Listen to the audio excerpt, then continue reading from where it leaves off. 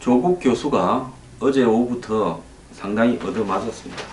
그래서 제가 조국 교수를 보면서 트윗에 남을 비판하고 훈수할 때가 좋지, 자기가 막상 그 대상이 되면 자기 스스로도 얻어맞았을 때 어떤 기분이 드는가 한번 느껴보는 것도 조국 교수가, 이제 조국 수석이 앞으로 살아가는데 도움도 될 거라고 생각을 합니다. 항상 심판자의 입장에서 남을 때리다가 자기가 맞아보면 그것이 아픈가 안 아픈가도 잘 알 수 있을 거라고 봅니다. 어제 제가 이 조국 교수가, 남이 서울대 한 여자 교수가 선거 출마했을 때 서울대에서 처음으로 지역에 출마한 겁니다.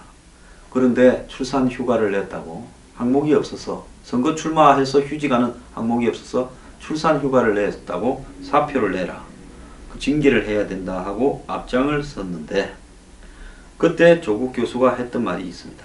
교수 한 명이 국회의원으로 활동하면 내 교수가 1년짜리 안식년을 반납해야 된다고 비판했었습니다. 제가 어제 그 여자 교수를 소개하면서 조국 교수가 사표를 내고 민정수석을 하는 것이 맞다. 조국 교수는 정치적으로 다른 지형에 있는 사람들에 대해서 폴리패스 논쟁을 그렇게 벌이면서 본인이 사실상 폴리패스로 활동했습니다. 그래도 조국을 차마 폴리패스라고 딱지를 본격적으로 붙이지 않았던 것은 언론이, 조국이 어느 정권에서 한자리를 하지 않았기 때문에, 완장을 차지 않았기 때문에 폴리패스라고 낙인을 찍을까 말까 하는 단계에 있었습니다. 그런데 조국 교수가 이제 민정수석이 됐기 때문에 폴리패스가 됐습니다. 결과론적으로 보면 한자리를 차지하기 위해서 그토록 본업보다 부업에 열중했다는 것은 부인할 수 없습니다. 자신이 남들에게 적용했던 엄격한 기준을 자기 스스로 조국 교수는 지키는 것이 맞다고 봅니다. 본인이 민정수석으로 가게 되면 자기 때문에 고통을 겪을 다른 교수들을 생각한다면 조국 교수는 교수직을 그만두는 것이 맞습니다.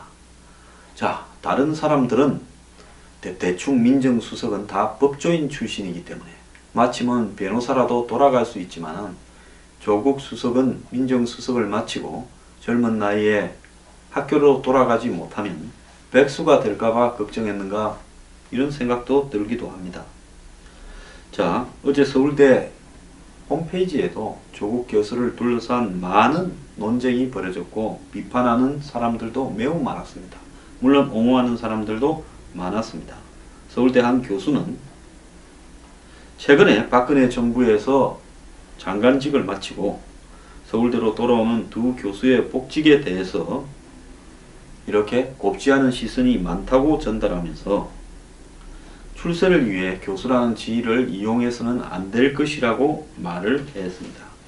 어제 서울대 이 온라인 커뮤니티에 자기 분야도 아닌 모든 정치 이슈에서 민주당과 똑같은 목소리를 내다가 민주당이 집권하자 민정수석 자리까지 덜컥 받아버린 건 전형적 폴리패스의 모습이다.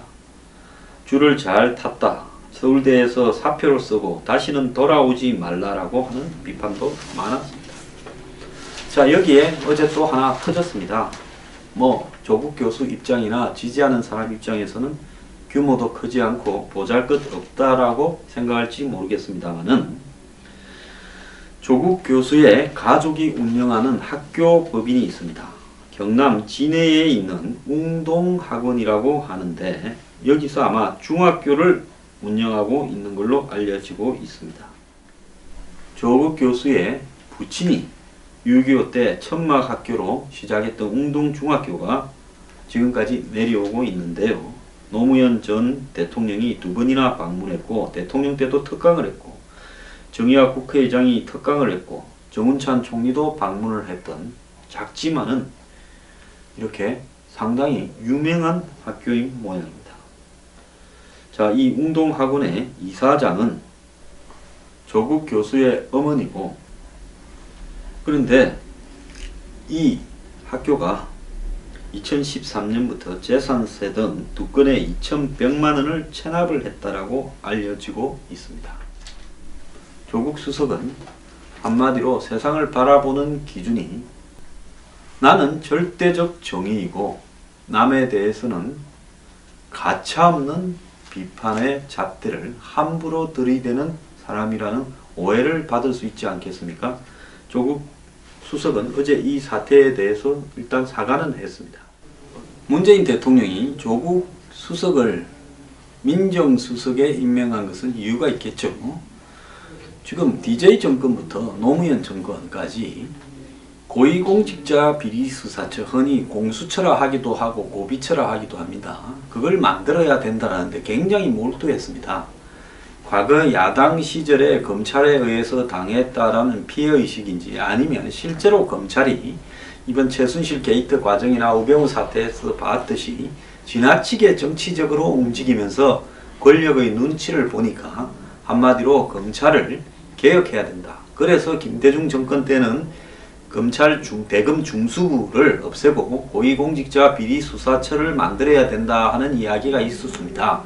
그 대상으로는 장차관, 청와대 2급 이상 고위직, 그리고 이 국회의원, 또 더 나아가서 경찰은 경무관, 군인은 장성, 교육감, 지자체 단체장, 이런 주요 공직자에 대한 비리를 수사하는 것은 이 고위공직자 비리수사처에서 별도로 한다. 이런 부분이 있었는데요. 이건 논의는 무수했는데 국회의원을 넣냐 안 넣냐, 또 고위직의 범위가 어디까지냐, 이런 부분으로 한 번도 성사되지는 않았습니다. 대체로 이 보수 정당들은 반대해왔고, 지금 이 야권, 지금 현 집권 세력은 이런 부분들을 강하게 주장해온 수건사업 비슷하죠. 그래서 문재인 대통령이 어제 이 조국 수석에게 세월호 무슨 추가조사, 더 나아가서 국정농단 사건 조사를 언급한 것도 결국은 우병우와 검찰과의 관계, 또 세월호 유가족들을 의식한 문제지 않느냐 하는 부분은 결국 검찰에 대한 불신을 담고 있고, 그래서 검찰총장이 어제 갑자기 그만두었다 이렇게 보입니다. 문제는 노무현 전 대통령이 집권해서 검찰 개혁을 하겠다면서 검사들과의 대화를 생중계하면서 검사들을 망신을 줬지만은 검찰 개혁이 되기는커녕 본인이 나중에 이명박 정권에서 벌어진 전 정권의 비리 수사에서 검찰에 가서 가족들이 수수한 수뢰 자금 의혹에 대해서 이렇게 법의 심판을 기다리다가 자결을 하는 불상사가 벌어졌는데, 그 과정에서 검찰이 당시 노무현 정권 당시 자신들을 이렇게 권한을 줄이고 힘을 빼려고 했던 노무현 전 대통령에 대한 앙심도 작용하지 않았나, 이렇게 이 친노 측에서는 해석하고 있었고, 그래서 집권하는 즉시 검찰을 어쨌든 검찰 조직을 손을 보겠다, 이런 생각은 팽배했다고 봅니다. 그래서 검찰 출신이나 법조인 출신으로는 절대로 그 커넥션에 있어서 손을 볼 수 없으니까 밖에서 법률 전문가라고 할 수 있는 조국 교수를, 서울대 로스쿨 법학전문대학원 교수를 불러서 손을 보자. 조국 교수는 미국에 유학을 갔다가 이 법학을 전공해서 박사를 받아왔죠. 한때 산호맹 사건으로 잠깐 들어가 있기도 했고요. 그런 과정에서 이제 울산대학 교수, 더 나아가서 동국대 법대 교수를 거쳐서 서울대 로스쿨 교수까지 됐습니다. 근데 조국 교수가 과거에 뭐 임용이나 이런 부분에서 문제가 있을 때 사회 전반적으로 진보 진영이라는 데 곳이 들고 일어나서 조국에게 한마디로 그런 어떤 불이익을 줘서는 안 된다라는 이야기도 많이 했습니다. 그런데 오늘 지금 막 드러난 이야기는 중앙일보가 보도했는데요.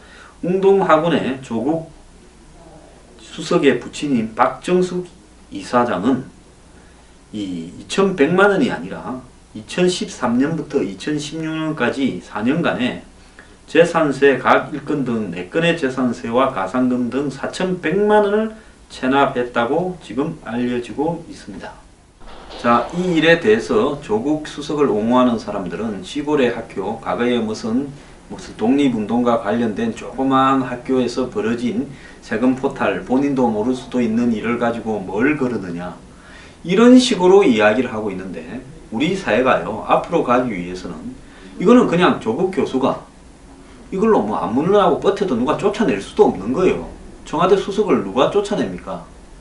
자, 본인 탈세도 아니고 어머니 탈세고 부인이 이사로 있는 탈세, 하지만은 본인이 검찰 개혁을 하겠다라고 하거나 본인이 지금까지 숱한 반대 진영에 대해서 독설과 저주를 쏟아붓고 조롱과 hir난을 해온 사람이라고 생각을 하면, 이번 대선 과정에서도 안철수 부부에 대해서 1+1이라고 얼마나 뭐라 했습니까?